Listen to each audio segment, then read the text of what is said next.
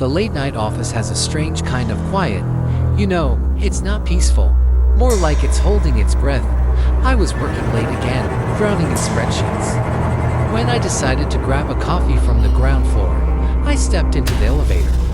The same one I ride every single day, and jabbed the button for G. The door slid shut, and the familiar little chime sounded. But then, something weird happened. As we passed the 5th floor, the panel flickered. A new button lit up, one I'd never seen before. It was just a black square. No number, no letter. It glowed with a faint, pulsing red light. I stared at it, my heart starting to thud against my ribs. Every rational part of my brain screamed, "Don't touch it.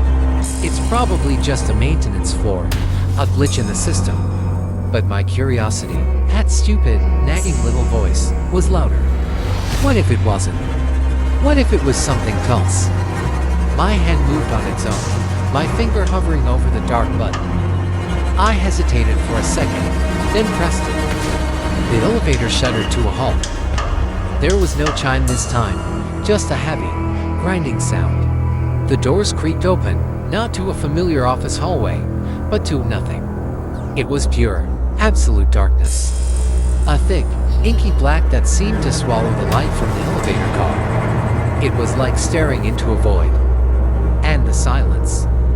It was heavier than before, pressing in on me. A strange, cold draft snaked its way into the car, carrying a smell I couldn't place. It was metallic and sweet, like old rust and something vaguely organic. My hand was still on the door open button, frozen.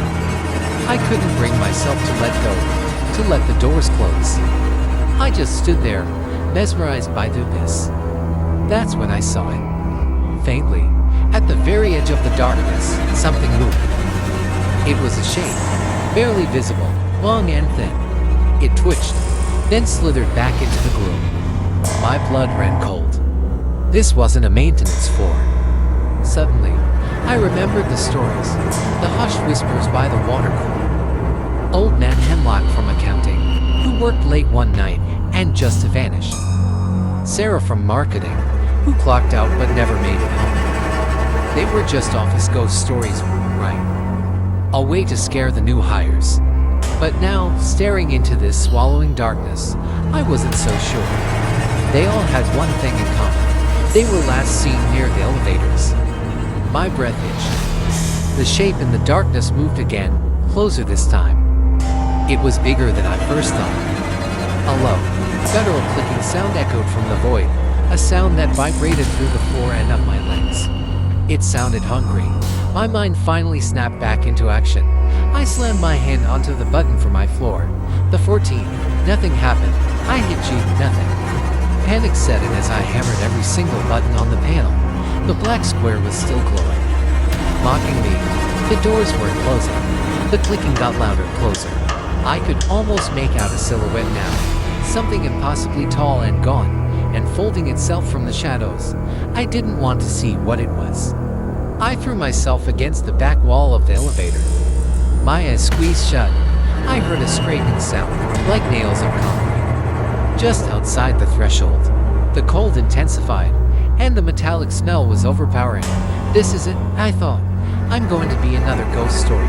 Then, chime, the most beautiful sound I'd ever heard. The elevator lurched, and the doors started to slide shut. I opened my eyes just in time to see it.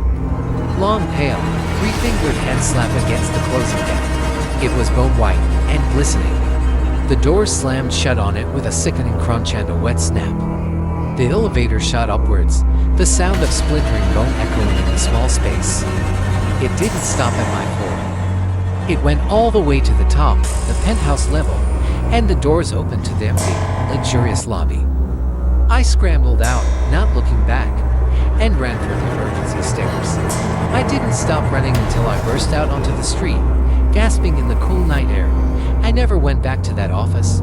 I quit the next day over the phone, sometimes late at night. When it's too quiet, I can still hear that clicking sound, and I wonder, what's really on that floor? And what did I leave trapped in that elevator? Thanks for watching, and remember to subscribe for more strange stories. Stay safe out there.